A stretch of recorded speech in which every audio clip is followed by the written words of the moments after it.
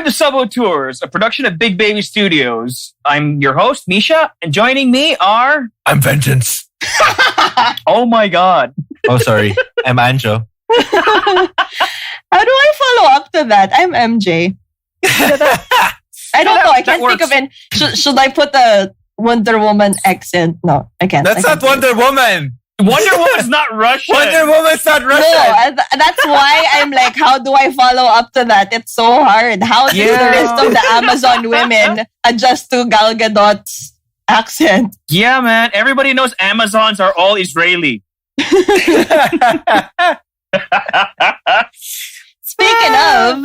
Okay, a couple of days ago, we had DC FanDome. It was this big virtual... Think of it as Comic-Con, except it was all online. It was all concentrating on DC Comics and DC movies and shows. So basically, it was a big showcase for everything from DC. And there were a lot of big reveals that we're going to be talking about today.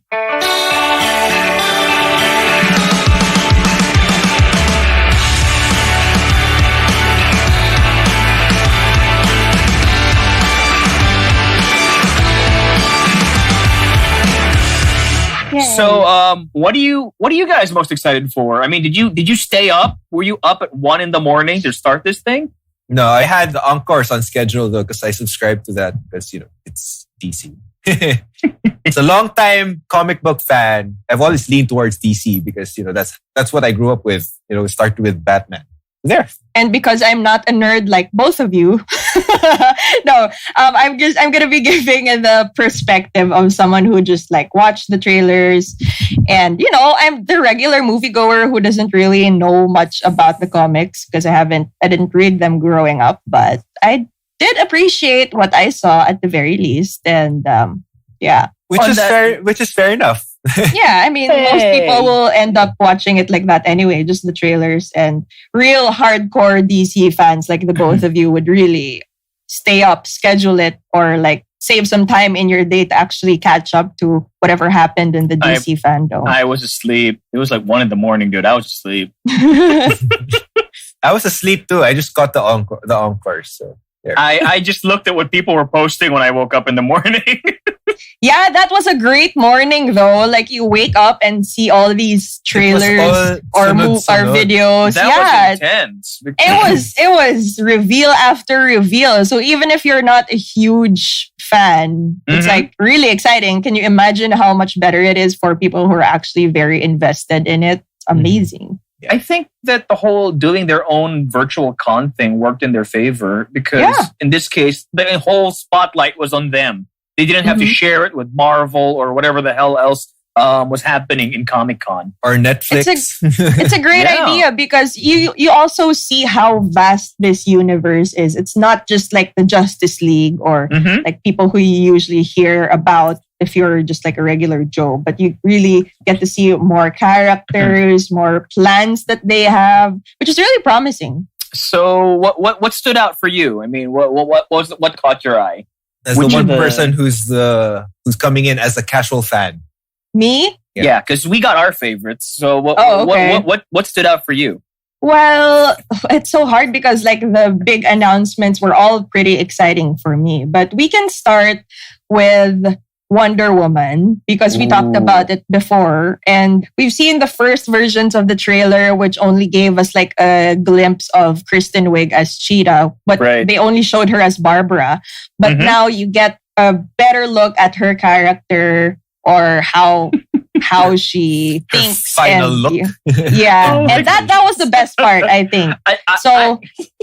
As a Kristen Wiig fan, I was so excited to see all of this. I think Misha's laughing because he's trying to imagine a lost cast member of Cats wandering into a superhero movie. I knew it. I didn't say it. I am relieved that she doesn't look like she comes from Cats. Imagine if she did. Imagine if she did. Though.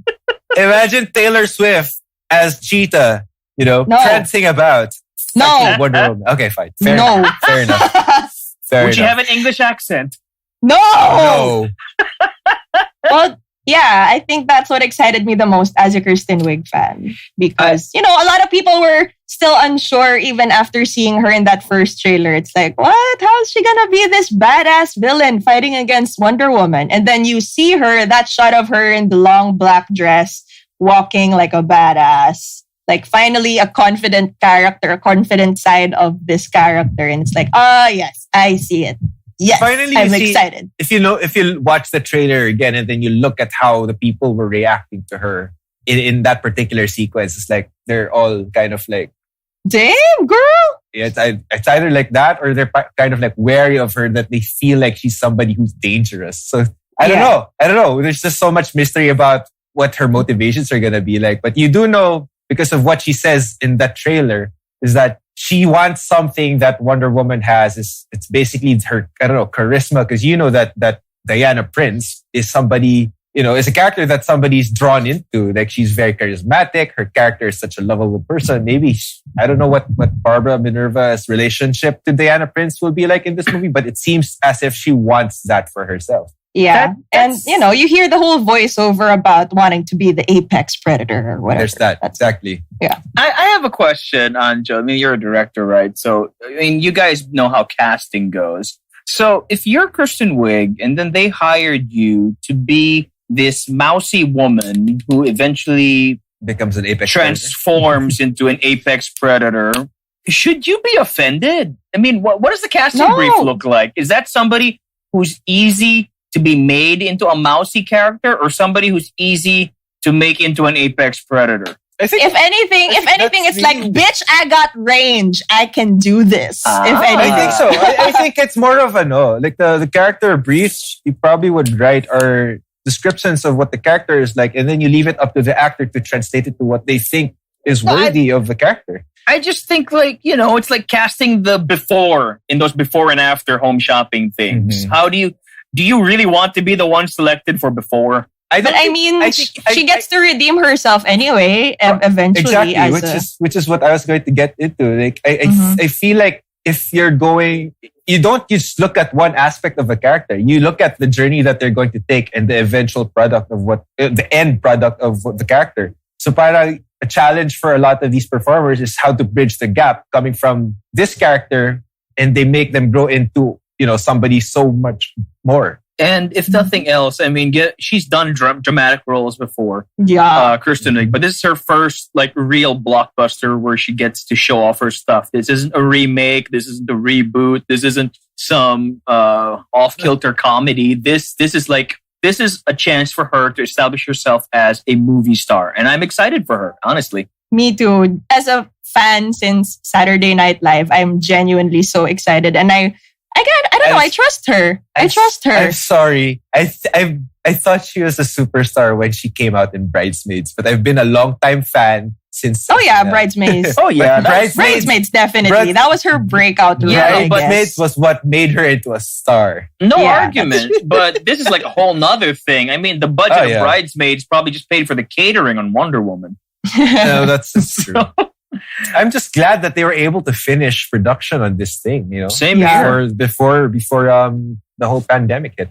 I just want to see it in cinemas, please. I want to see it in the big screen. I don't want it. I mean, fine. It's great if we get to see it earlier through streaming, but full glory is just what I want from this. Absolutely. Same thing. I was also happy to see Chris Pine as Steve Trevor. This time it looks like he's the fish out of water because he's not from this time period, but he's alive. I don't know why, but I'm happy to see him. So adorbs. I like that stinger in the last part of the trailer. That stinger was funny, where he was trying out different outfits. Right. He was the one doing He was the one doing the outfit montage. Yeah, so there's this nice reversing of roles for the sequel, which is like a good callback for the first movie. Yeah, definitely. Yeah, I really want to see how it happens, but I guess a lot of people are just really happy to see him because he was such a well-loved character. And after Wonder Woman, the first Wonder Woman, people were like, Steve deserved better. What I'm actually curious about is what's going to happen to him, because you don't see him in the Justice League movie. That's a good question. Wait, where is the timeline of this though? Is it before Justice League? They had it it's 1984. Oh yeah, so it's before Justice League. Yes, timeline. Okay. Well, Yeah. by the time the Justice League movie happens, he should be like 50. Well, yeah, but that doesn't mean he should be gone. Will he still be there? Is he alive? We don't know. Good question.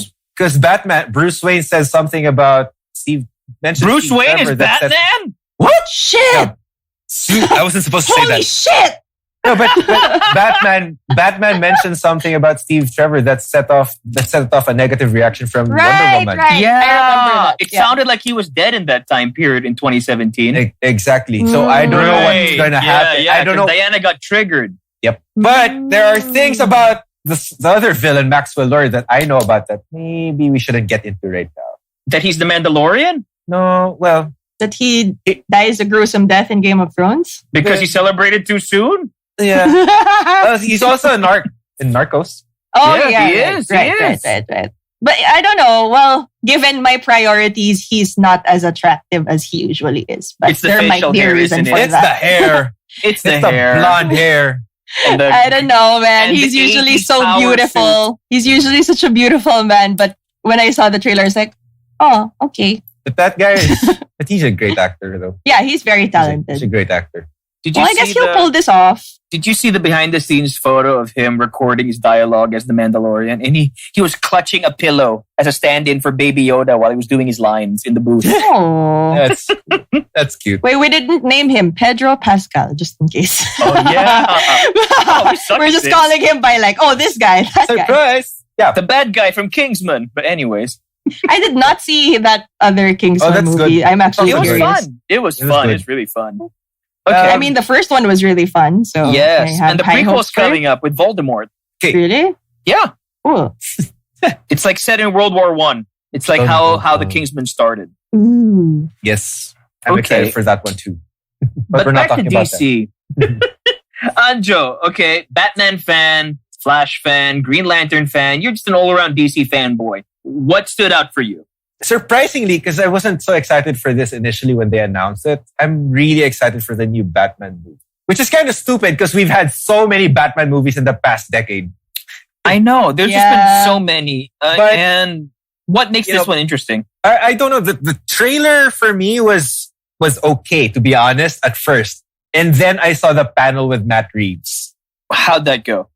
Well, basically his overall energy and enthusiasm as he was discussing what he went through and what the entire crew and cast were going through as they were filming and how they were translating their own version of a new Batman really caught my attention. So parang how, he basically, what he seemed like to me was a kid who's been given free reign to play with other kids who can role play and give them directions on what he should do. Basically living out a fantasy story he's been doing with action figures. I saw parts of it, and you're right. He was absolutely giddy. He was like a child on Christmas morning. What stood out for me from that trailer was how intense that Robert Pattinson seems to have internalized his Batman, his Bruce Wayne. you see, you caught that Robert Pattinson clip when he had that short interview. It's like, oh, he's still kind of broody. So he's still in character a little bit, maybe. Hasn't he always been kind of broody though? That's true. No, but if Robert Pattinson has range, it's just so sad that people have kind of like stereotyped him. Yeah, written him off because of a bad career decision. Well, I think that was a good decision for his bank account. Exactly. Well, I don't think it was a bad decision per se. It's just that it didn't age well. Because Cedric Diggory aged well. Yeah. Cedric Diggory died young. He's never going to age. Oh, that's sad. That went dark. Too soon. I'm sorry. It's okay. We're talking about Batman, so it's dark. So I don't know. Like looking at this short preview or this short teaser of what the new Batman movie looks amazing. Considering they've only shot 25% of the entire thing. Right. That's why I was just so happy that they actually had something to show. For production, it's so mysterious because we're not getting a complete origin story. We're getting a year 2. Like for some comic book readers, so for some people who aren't familiar with comic book terms, there's usually a story called year 1, which shows superheroes in their first year of operations, how they start out, how they adjust to what it's like. Matt Reeves defends year 2 by saying, basically Bruce Wayne has this picture of what he wants to do with Gotham, and it's him trying to see if he can actually pull it off or how he makes his adjustments to attain his goal, which is really amazing because you've never seen that aspect in an origin movie or in a new movie as Batman. And you can see it down to the details of them creating the costume was amazing because they also mentioned that Robert Pattinson had a part in designing the costume aside from the production designers and costume designer and Matt Reeves himself. So it just shows how collaborative he was in terms of working with the people involved. You know, it was so cool that they referred Christian Bale. Robert Pattinson asked Christian Bale for advice on what he should want in the Batsuit, and you know, the only advice that Christian Bale said was, "Make sure you can pee in it." You know? Well, that was pretty funny. Very practical. Yeah, because if you look at the suit, it looks really raw. You know, it's not like Batman Begins where you see him develop the suit. True enough, but you know, after like 1-2 scenes, you have the perfect suit already in the movie. Yep. But here you see the suit in the process of being a perfect suit for Batman. You don't even see the complete bat symbol. It looks like it's armed. It looks like it's very practical. It looks like it's worn. It looks very DIY, which I know Misha hates this, which also translates into the Batmobile. Which is why I like it. Because, you know, it's a DIY thing, you know. I know people expect a badass car or a badass tank or whatever, thanks to Nolan and, you know, Snyder for those impressive designs for Batmobiles. You know? But if you're a guy who's fighting crime every night while trying to work as, you know, or trying to keep up appearances as this billionaire playboy with a day job, you know, who finds the time to be able to develop that without help if he's going to be developing that Bruce himself? Wayne finds the time. Yeah. No, but which is why this seems more interesting because it seems more real. It seems more relatable. You like it because he's poor? Come on, you're doing it by yourself. It's a top secret project. It takes time. Look, I'm excited for Batman as much as the next guy, but Batman deserves a sexy car. Snyder did not give him a sexy car. Chris Nolan gave him a sexy car. Tim Burton gave him a sexy car. Hell, even Joel Schumacher gave him a sexy car in Batman Forever. Snyder's car was fucking sexy. Which part? All the guns? Yep. Hey, Burton's car had guns. Yeah, it didn't have freaking cannons. Nolan's Tumbler had cannons. I don't know about you guys, but like... Schumacher Batmobiles have no appeal to me. The Batman Forever one was okay. The George Clooney one was garbage. Yeah, that was weird. That was just weird because, you know, you had a Batmobile, you had a superhero who operated primarily through stealth, and then you had a car that lit up. And it didn't have a roof. What the hell, Batman? No, the first one had a... Wait. Yeah, no. Batman and Robin, they didn't have a roof. Batman Forever had a roof. Yeah, it didn't have a roof. But, you know, I think what I appreciated about this trailer was I like that we're going to be seeing villains that we haven't seen in over 20 years. We're going to be seeing the Riddler. We're going to be seeing the Penguin. And holy crap, I cannot believe that was Colin Farrell under all that Penguin makeup. Because he did not look like Colin Farrell. For any of you guys who haven't seen the trailer by now, shame on you. You should Google Colin Farrell as the Penguin. Don't DC shame them. Well, no, it's been a week. Come on. You should have seen it. It's all over Facebook. I'm just really happy that they give us a grittier image of these two villains because the last image I have of Riddler and Penguin are the very cartoony, campy ones from way back when with Jim Carrey and like bright green and all those question marks. And fine, it was the comic book design, but you know, modernized after 20 years. I don't know. Jim Carrey just seemed like the Joker to me, not the Riddler. He really was. He wasn't trying to be mysterious or cunning or smart. He just wanted to be Jim Carrey. Yeah. He was very Jim Carrey at the time. I don't remember. He was the most Jim Carrey he's ever been Jim Carreyist. If that makes sense. That's why Tommy Lee Jones hated him. He wanted to kill him every freaking day on the set. Because Jim Carrey was there hamming it up. Because Tommy Lee Jones just could not stand it. He thought he was a buffoon. And he told him this to his face. Well, at least it's to his face. That's true.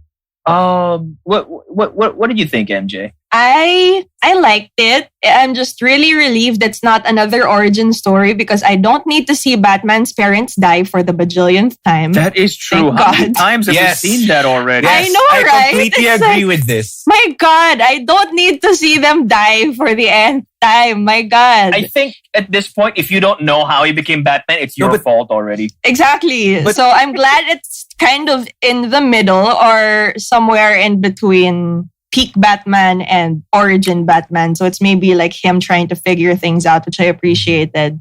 Ooh. And I really like that part where he just like punches the shit out of this guy. I like that combo. That's probably- It's like bam, bam, bam. That's I probably one enjoyed of that. the best things there because you see how ruthless Batman is in this one. So it's kind of like a reflection of his rage and his trauma. I know. I don't know. I saw this YouTube comment on the trailer that credits to whoever said this. It got like thousands of likes, but the person commented like, "Dude broke his arm and didn't even give him time to scream."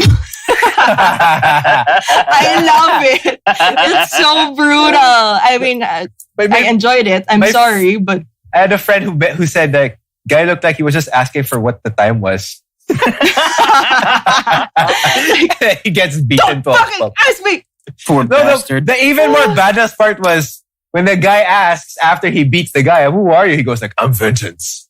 Oh, I'm just glad he didn't say Batman. oh, Robert Pattinson. I was expecting something like that because it would be cheesy if he said I am Batman. But the vengeance thing was pretty cool. It threw me on a loop. Like, oh, okay, that's nice. Cool. That's kind of cool. Great. No, And I also like how when he took off his mask, well, this is I'm not sure how minor of a detail it is, but I like how he had like dark eye makeup, which is very practical to leave like, you have this mask, right? And you don't want any clues of your like other facial features, Right. but he had this like dark makeup, which is like, oh, okay. Although it made him look very emo. To be fair, all of them except for Adam West have had that because like when they did the Tim Burton one in '89, they discovered that he does look kind of ridiculous if you can see the skin around his eyes. Yeah. the So mask. that I like that, and I just don't like the emo hair. I'm sorry. I mean, I get it, but I mean, when I saw him as Bruce Wayne and he had those bangs,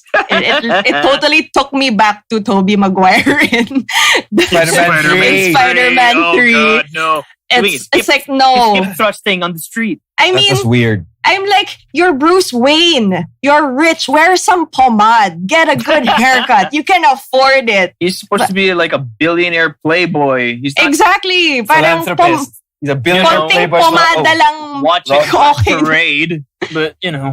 But it was, I like the touch of like that Nirvana song. I really liked it.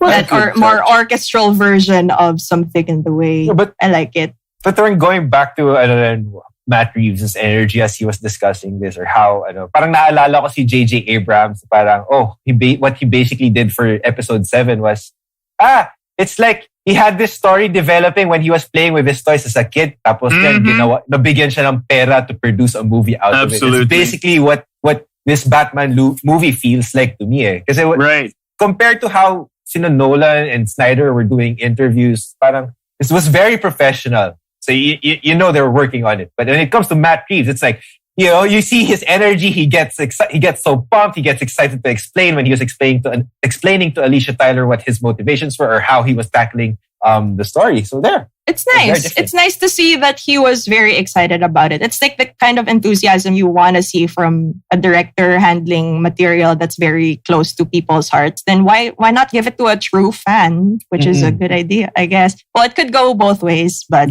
speaking of right now it looks pretty promising. It does.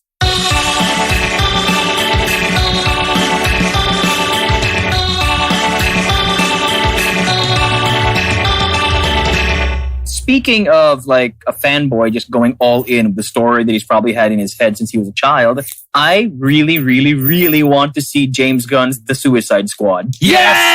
That's one thing I'm also excited for. Yes, actually, I wanted. Yeah. Oh I my would have God! liked the trailer. I am mind blown. They just showed us like a sneak peek and a roll call video, but even that roll call video was insane because Did you see that cast list? John Cena, man. John Cena. I can see John Cena. I love that John Cena is Peacemaker. I could totally get behind that because he absolutely could pull off a douchebag Captain America. I like that. Yeah, he's perfect. He's perfect. He's basically a douchebag Captain America. Oh, I like that he doesn't take himself seriously. There were teasers of this enormous cast before, like way back. There was already this poster that came out with all the names, and it was crazy. Like so many superstars are in it. But to see it in actual footage, it just blows my mind. I like that Margot Robbie actually has clothes on in this one. Yeah. No, but the thing with that is Margot Robbie's outfit does not look like it sexualized her the way they did it in the first Suicide Squad movie. This seems garbage. Okay, but this seems so much more sexy than that. Her outfit was, she looked like a crack whore in the first one. The perfect girlfriend to whatever the hell Jared Leto was trying to do. Yep. That's why I also like Birds of Prey, like how she was styled, because it's very woman point of view. And well, it was a girl power movie, but at the same time, you wouldn't try to. You're just experiencing a fucking breakup. You don't like whore it up like that. Yeah. You just like want to wear what's comfortable, what makes you feel good, and you don't have to like try so hard to be sexy. You just like wear whatever you fucking want. You obviously knew that you were trying to sexualize Margot Robbie and the character of Harley Quinn when they digitally altered her shorts to make it look shorter. My goodness. I am offended. But the thing that I'm actually more excited about is that it's Tim Gunn directing this thing. No, Tim Gunn. It's James Gunn. Sorry, James Gunn. I always say Tim Gunn. He's the Project Runway guy. Designers. Make it work. Suicide Squad. Make it work. Sorry, James Gunn. The Suicide Squad. Tim Gunn is directing superhero movies now. I severely lack. That's why they're so fashionable, though. That is true, though. She saw the costumes, man. They all look great. Anyway. You know why they look great? Because now DC is not, in the movie DC is not embarrassed about coming from comic books. No. They're doing what their TV shows have been doing for the last 8 years.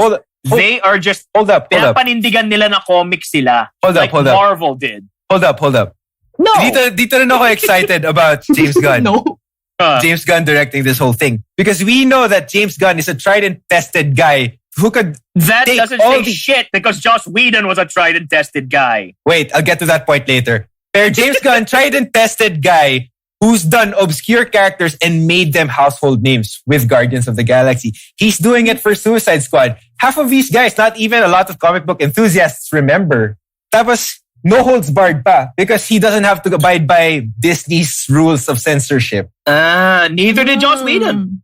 But then, James Gunn is taking this project from start to finish. Joss Whedon had to pick up on stuff totally unprepared with Zack Snyder's work. Look, I don't give a crap that James Gunn did Guardians of the Galaxy. I love those movies, but again, that's an entirely different playing field. What I'm happy about here is that he seems to actually give a crap about these characters because he specifically chose them from the comic books that he grew up reading. That's what I'm excited for. I'm not excited because he came from the other team. I'm not excited because he had a hit before.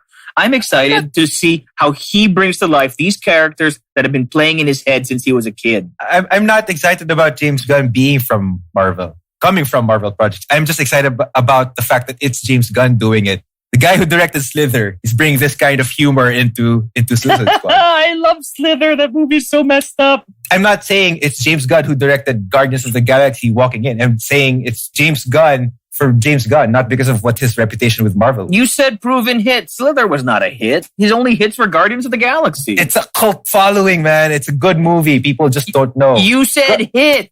I said hits that were Guardians. That was Guardians. Nerds arguing. Pero yes, I want to see this on as big a screen as I can find because if it's anywhere near as fun as their behind the scenes footage makes it look, then we are in for a good time. Yep. It looks so fun and explosive. And my God, Idris Elba. Sorry, priorities. Didn't James Gunn also mention the fact that... didn't James Gunn also mention in one of the one of his interviews say that we shouldn't get attached to the characters. So it's going to be violent and he's going to be killing off a lot. You think he's going to X-Force it and kill them in like 15 seconds flat? Let's take bets. Which character dies first?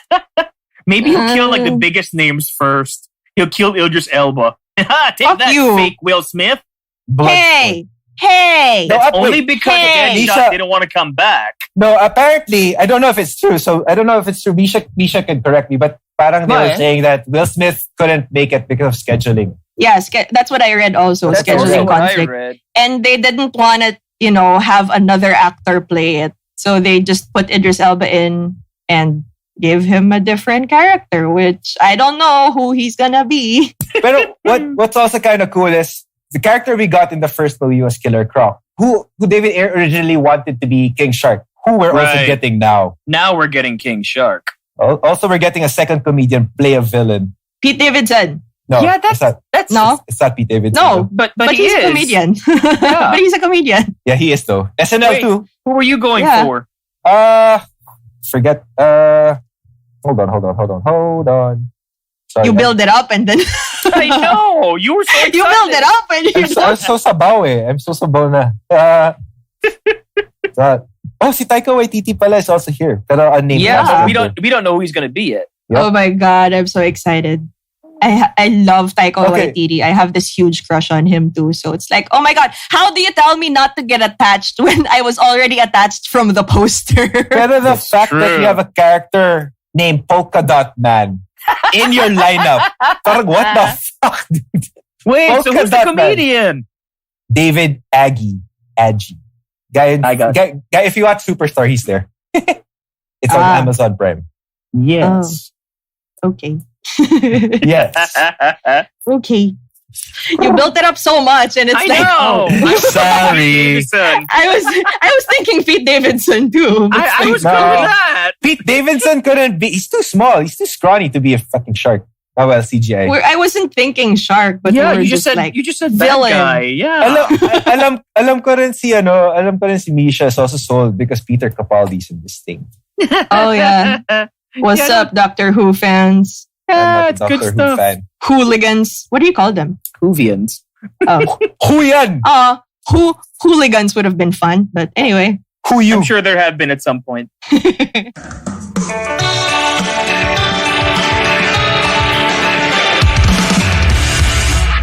Okay, now we gotta talk about the Justice League and the elephant in the room.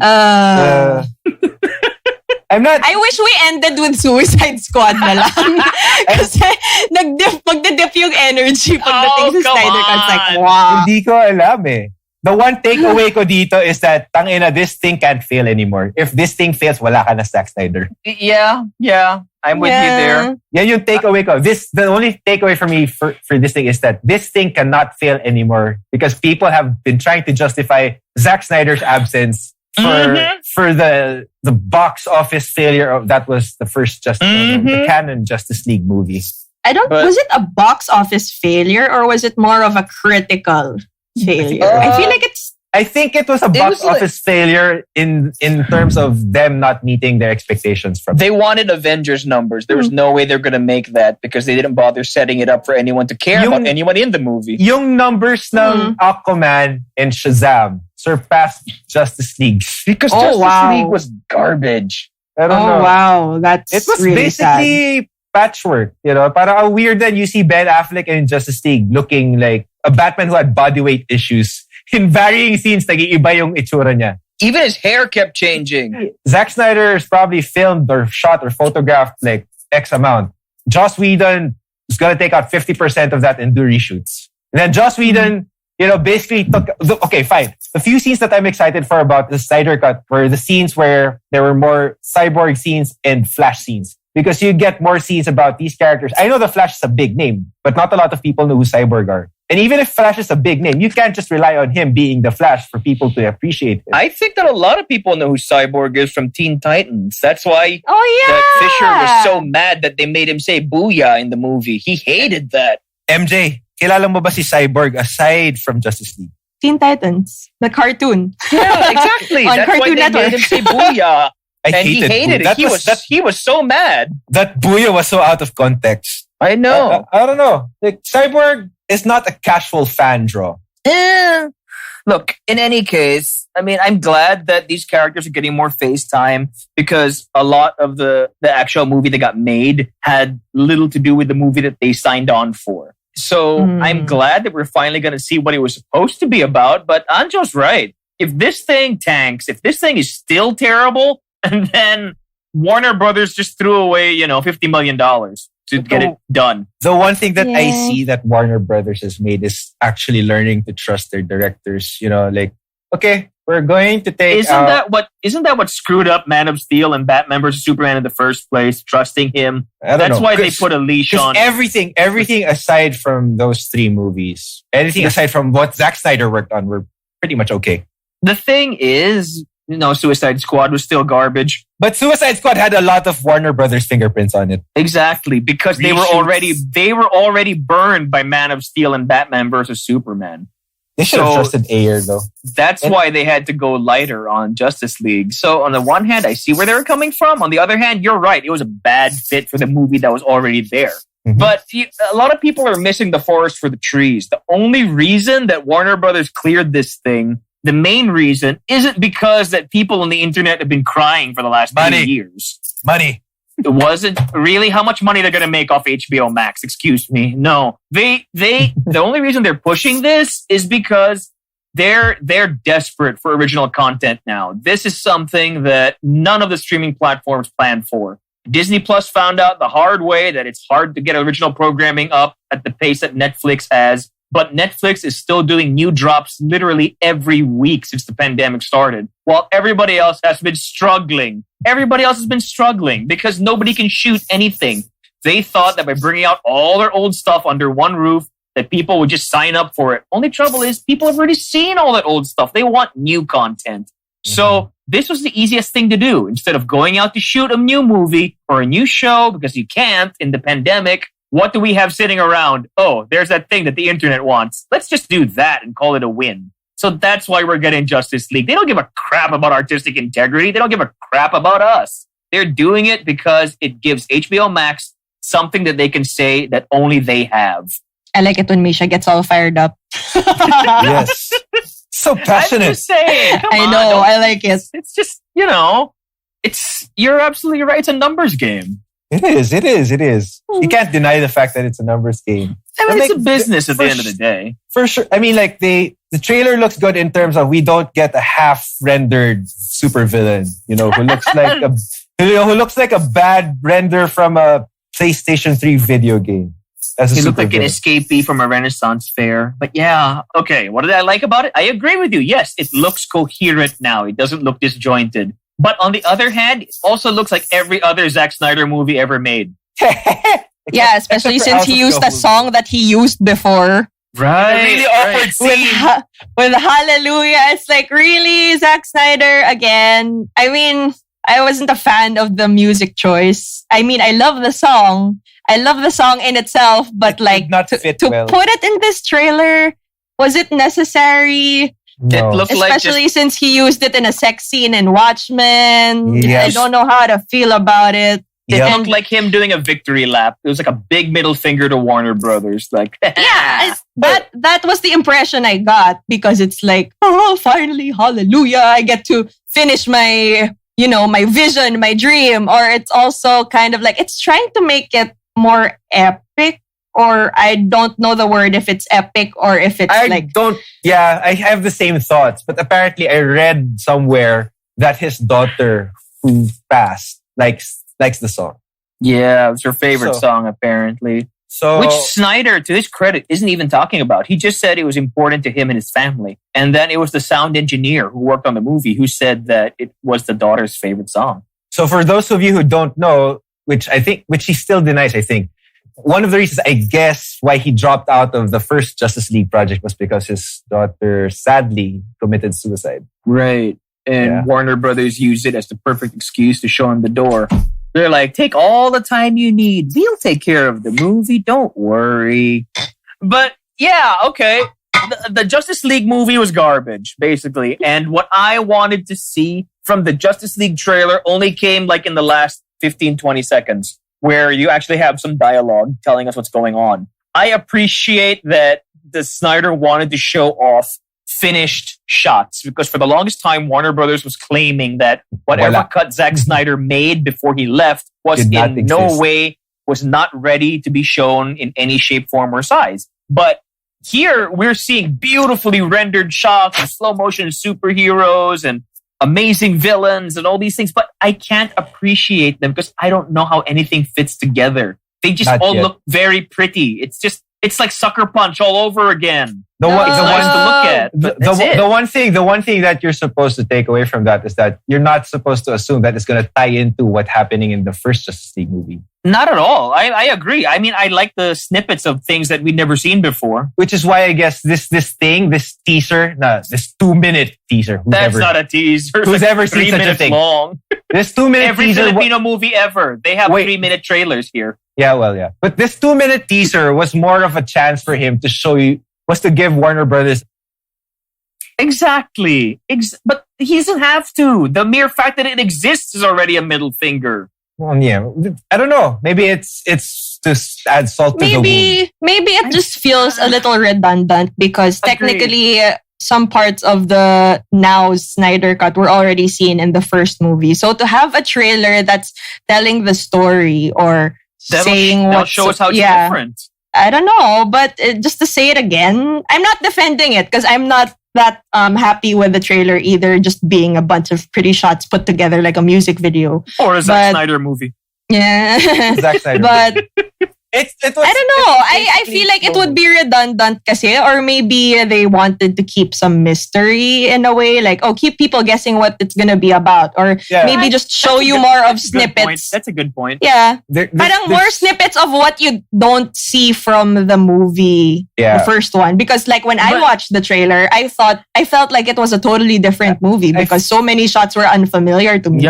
Yep. I feel like also then is siguro, given the chance now, siguro some of the scenes that he wants to show in a trailer. Because there was so much back and forth about how long this thing was going to be. Was it going to be a 4-hour movie? Was it going to be a 6-part miniseries? Jesus. So probably developing a trailer for that thing is just taxing because ano ilalagay ko? Di ko pa alam anong kwento nito eh. I mean, like, I'm already working on the footage that I have to render for a teaser. So I don't know how else I'm going to tie this thing together. Well, I'm sure he has an idea of what he wants, but it's just a question of how they're going to release it. But he should have an idea of, generally what it's going to be about. Ang logistics is, are those scenes ready for release? There's like the technical side to it, because that's a shitload of visual effects. That's fair enough, but as what we saw, the visual effects are done. I just want to know what the movie's about. Because the thing is, again, what MJ said, we already know that the movie's coming. It exists. It's a big middle finger to Warner Brothers that it exists in any form.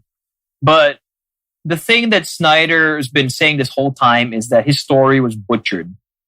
So it would have been nice to see a little bit of that, because what you said in our Zack Snyder episode, which all of you can listen to if you haven't yet, what Anjo said in our Zack Snyder episode was that like the bare minimum you expect from this guy, you always know you're going to get a visual feast. You're going to get some good-looking shots. So just showing us 2.5, 3 minutes of good-looking shots, I'm sorry, that didn't do anything for me. It was more of like a music video for me. Exactly. I would have probably preferred, like, instead of all these pretty shots, I would have wanted to maybe see an actual scene that wasn't in the first one. Like something completely new, like maybe some sort of dialogue or exchange or something very revealing instead of all just these shots. It doesn't necessarily have to be a story thing, because we already saw the story from the first movie, or like parts of it at least, but maybe like a more in-depth look at a certain scene that will change everything. It's like, holy shit, this is so different.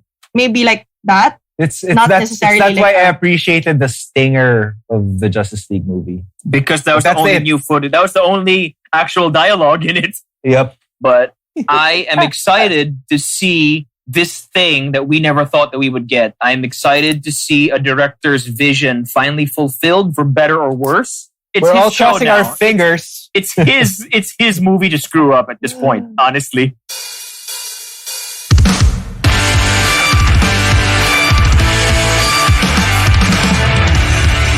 Let's do Black Adam. Oh, sure, I would. Of course you would do Black Adam. But in any case, holy crap, we're finally getting a Black Adam movie. I mean, Sorry, that previous statement rendered me speechless for a while. I kind of hung. look, if you don't want to do Black Adam, we'll take care of might this, okay? He might be. Sorry. You know what I mean? Mas type ko si Aquaman eh. Yeah, that's fair. That's fair. I'll give you that. But okay. Mas type kasi Shazam, but Shazam's gonna be in it. So, Right. Or is he? I don't know. He should be. I'm sorry, but if you're gonna tell me that The Rock is gonna be fighting Chuck, I think I'm betting on The Rock. I don't care. I don't care that's how It's a true. dream come true styrofoam for that- me. I don't care how much That's so styrofoam true. that Shazam has in his suit. The Rock doesn't have styrofoam. That's the He thing. doesn't need it. He This is doesn't The need Rock. This guy He wakes up doesn't at need it. 4 a.m, Mm-hmm. works out, has a cup Mhm. of coffee, works out, eats his meal, works out again, and then works. Get a machine. He's I don't know, incredible. but I I'm love just The Rock. really happy. He's perfect. I'm just so happy that he will be playing Black Adam. Like Yeah. not really knowing much about the background of the character, but then Okay. reading about it when I heard about it and Mhm. then seeing that he is one of Shazam's enemies and Yup. just the image of Zachary Levi and The Rock Oh. punching each other. Oh These my are- God, these are I'm your so priorities. excited. The story of Black Adam is that in ancient Egypt, they needed a hero, so the Wizard of Shazam chose a worthy person. He chose Black Adam. Turns out Black Adam isn't as worthy as he seems Mhm. because he's basically corrupt, like power Mhm. corrupts. Basically, that's Black Adam. I'm That's why just he chose happy a for kid. that guy. I know he deserves it. He I- really deserves his own superhero character. this- and it's great that he's not a good guy. You know, The Rock can play this complex character, which It's actually is the probably a stretch from his usual, which is it's the good. first villain he's played since the Scorpion King. Sorry, right. Yeah, the so- Mummy. Kind of The Mummy is. Returns. The Mummy Returns. He was a hero in the Scorpion King. The Mummy Yeah, Returns was his last villain role. Yeah, the Yeah, Scorpion I'd like King was to kind see of crap too, but you know. But Kelly Who. That's the only good thing in it. Yes, Kelly Who was the only So- good thing in that movie. But I'm happy because Kelly Who? the Rock. That was just weird. Just kidding. There's an I know who Asian she girl is. in I'm just kidding. ancient Egypt. It's like Hey, you shut your mouth. She was perfect. But I'm happy for The Rock because he was announced Me to be too. Black Adam in 2014. years That's how ago. long we've been waiting. yes. But you know, He was again, also so excited about it. But It's like, so cute. you If know- he saw his Instagram post, Mhm. he was super duper excited But for it. again, Warner Brothers couldn't get their shit in order. So it's taken this Mm. long to get the world's biggest movie star, not named Tom Cruise, into a superhero movie. Can you imagine how much money they could have made if they made this movie 5, 6, 7 years ago? They could have I had know. 3 Black Adam movies by now that made $1 billion each. But no, let's just keep The Rock waiting. Poor guy. they're actually gonna lose more money by paying off the Rock's talent fee because he's more marketable now. Mm-hmm. As opposed to That's- 2014. That's their fault for waiting so long. I would make the Rock richer by buying a bottle of his tequila just to try it. But to be fair, he also bought the XFL. You want to try that too? No, that's different. God damn! The same way I would buy a bottle of Conor McGregor's whiskey. I want to buy Ryan Reynolds' old gin. Anyway, enough about liquor. Let's talk I- about Black Adam. Never mind. I was about to say I want to buy. Never mind. Anyway. Sorry. I was just really happy because I remember seeing his Instagram post when he was announced as Black Adam. Mm-hmm. And he shared this whole story about growing up. He's never really been a straight up good guy. You know what? He's had a troubled past as well. So he always felt that he wasn't really just gonna fit in black or white or or fit in general. And Mhm. he was just so happy to just get this role and be someone he could actually relate to. That was very touching for me. I was like, oh, he's so invested in this already. Yeah. He's so invested in the character before he even actually started playing the character. And I really appreciate it about him. I can vouch for him being a lousy, pure good guy because I saw him when he first got to the WWF and it was terrible. Of course. That was super goddamn awful. But yes, he's just been so, he's just been saying that, oh, I'm the type to break rules. I'm the type to, just pave my own way. And here he is playing that kind of character. So I'm just really happy for him because he's so happy. Mm-hmm. I'm happy you're happy. I think his story is going to be interesting because I think I may have read it wrong or read it somewhere that he's going to be facing off with 4 superheroes in this movie. Wait. I'm sorry. Wait. You took issue with Kelly Hu being in ancient Egypt, but you're cool with the Samoan guy. That's true. Wait, he's playing another Egyptian. So it's not the first time he's been. He wasn't Egyptian. He was like something else. He was a Samoan guy. He wasn't a Samoan guy in Scorpion King? Yeah, I know. That's why. He's the second time he's playing an Egyptian character. Because, Black Adam's from Egypt. The Scorpion King is from Egypt. But Sand. But my only gripe was the whole time he was narrating this whole thing, he still had this. He wasn't Egyptian. He was Akkadian. Sorry, just ignore me. Oh yeah, sorry. Misha's got the details better. I'm sorry, but that doesn't make sense either because the Akkadians come from Mesopotamia, which is pretty much Greece. So they don't look like him either. He should have Wonder Woman's accent then. I don't like geography. Huh? I suck at geography, so I'm just lost. I like that he should have Wonder Woman's accent. Right? Because all ancient Greeks sound Israeli. That's right. It's a fact. We know this. Yes. According to Patty Jenkins, yes. Mm-hmm. I'm not going to argue. Patty Jenkins said so. I'm not going to, I'm not going to argue. Contest. Yep, same here. I'm just excited to see who he's going to be fighting, which superheroes he's going to be fighting. There's a rumor that he's going to be going up against the JSA or the Justice Society of America, who for the casual fans do not know is the first superhero group. Mm-hmm. But isn't he also technically fighting the whole Shazam family at this point? So that's more than one. That would be cool.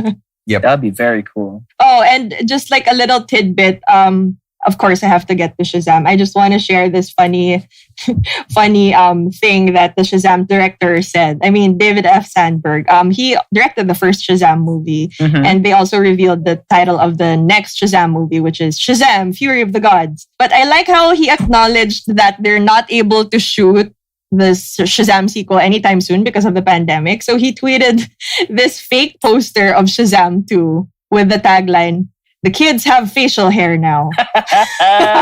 It's true. Because they're all growing up so fast. They're all going to be taller than Zachary Levi. That's why I don't even know what the hell Stranger Things is going to look like. That's just really sad. Like, this pandemic really hit a lot of things. I know. And I've seen Asher Angel in his Instagram stories. And he is so tall. He is so different from how he looked in the first Shazam movie. So it's like, how the hell are they going to do this? In that first Shazam movie. He's not Billy Batson anymore. I know. They had to cheat with the angles. He's so tall now. My goodness. He's not Billy Batson anymore. He's Billy Batson now. Maybe they can do what they did in It 2 and just de-age them all. Because even the kids in It 2 were all de-aged, even if they'd only aged 1 year. They were? Let's see. They were. I did not know That's why they look weird. Look at them. I guess we'll see. All right. I will watch it again. I will watch that again.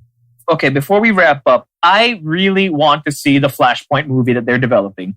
For anyone who doesn't know, Flashpoint is about, I'm just going to assume at this point, it's got Ezra Miller reprising his role as the Flash. And it's going to show him jumping through different universes, apparently, because the confirmed cast has Michael Keaton coming back as Batman for the first time since 1992's Batman Returns. And Ben Affleck was announced a couple of weeks ago, even before DC FanDome, that he would be joining the cast. So this is exciting. Yes, I'm also excited to see more. Well, of course, fine. I'm gonna sound so shallow with this again.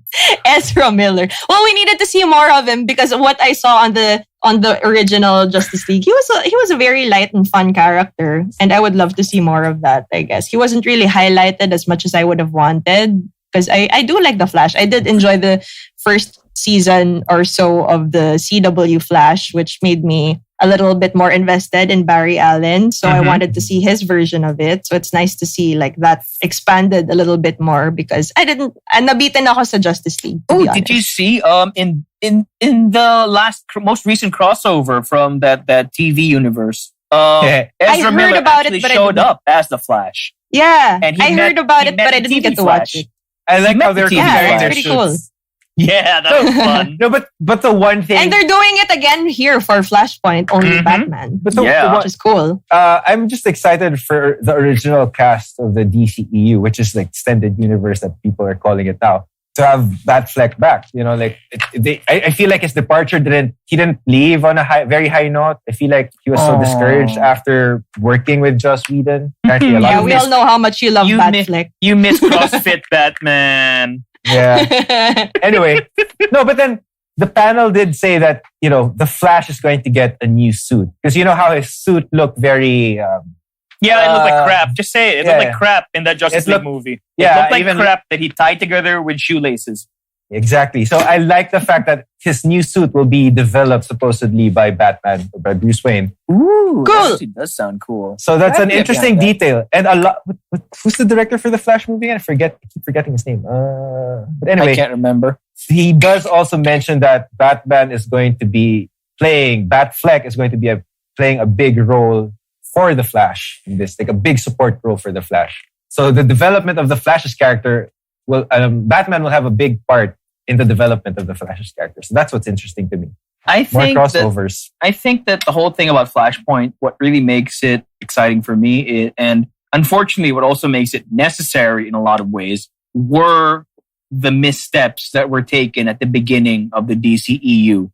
Things like Man of Steel and Batman versus Superman, and then rushing towards Justice League without first establishing the characters or getting a handle on who and what they were and how they related to each other. That's the entire reason that the DC had to embrace multiple universes, just so they could come up with better explanations for everything. It's a lot of damage control at this point. that statement. Yeah, it's true. Damage control. That statement it is damage control. That statement that you just said, kind of like, I don't know, I have varying opinions about it because on one point, as a long-time comic book fan, I'm excited about the multiverse, but I'm worried that marketability or how it will sell to the common, or to the casual fan. I know where you're. I know you might think that, but again, everything that you just said was disproven by the Arrowverse TV shows, Supergirl, Flash, Arrow, Legends of Tomorrow, all of these insane shows. Every year they do ridiculous crossovers. And their most recent one was literally Crisis on Infinite Earths. So Flashpoint, that's going to be easy. That's just 3 or 4 universes. The fact is, the TV show proved that they can do it. Everything that Warner Brothers said audiences would not embrace, everything that Marvel did, everything that the TV shows did, now the DC movies are finally catching up. Fun characters, crazy storylines, big bright costumes, being true to the comics. Yes. These are things that they should have been doing from the beginning. I feel like a lot of the problems that DC encountered was because I think it was more of Warner. They were trying to catch up with the success of Marvel, which was a big mistake because they had 3 of the biggest superheroes under their license. Yeah. You had Wonder Woman, you had Batman, you had Superman. And you botched 2 of the movies that were supposed to include characters in the shared universe. Right. Luckily, Wonder Woman was a big hit. Absolutely it's just like life. It's just like life. If you keep comparing yourself to other people, no matter how successful they are. I mean, there is competition in the real world. But then, if you want to be your own person, you want to make it, just, don't compare yourself to other people. Just be yourself. Do what you can do on your own, like as your own self. You know what I mean?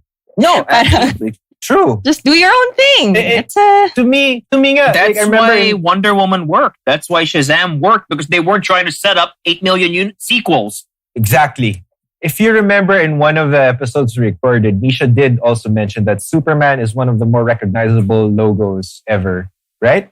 Yep. If you bring it to like one of the most remote places on Earth where there's a small community of people, the chances are they will recognize that and the cross. Yep, pretty much. So the fact that you managed to botch a movie with Superman in it says a lot about... I think part of the problem was that, I think we discussed this also, that they didn't have a Kevin Feige. They didn't have anybody overseeing the entire universe. But at the end of the day, I'm happy that the DC universe seems to be getting its act in order. They seem to be more open to taking risks, being more open to embracing the source material, rather than trying to force everything into this grim and gritty mold that just doesn't work for everybody. Oh, I forgot. Since you mentioned grim and gritty, there's a rumor that is going on that the Batman might be an R-rated movie.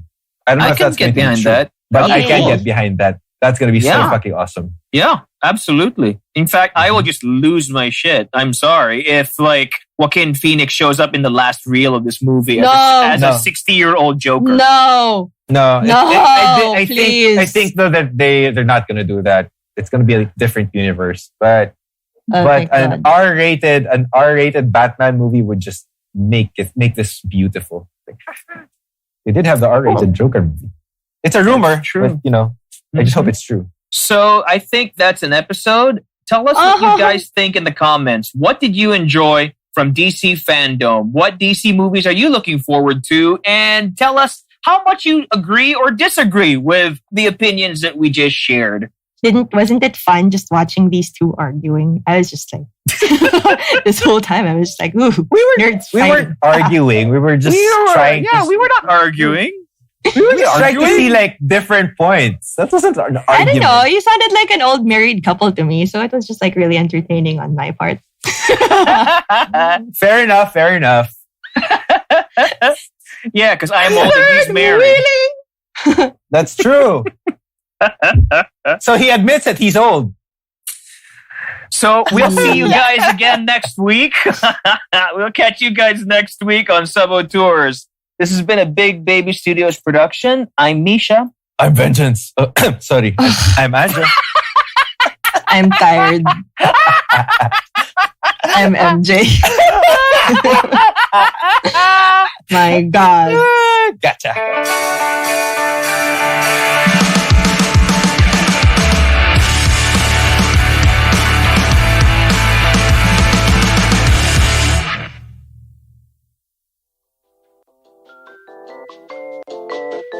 Sub-Auteurs is a movie review podcast by a DJ, a writer, and a filmmaker.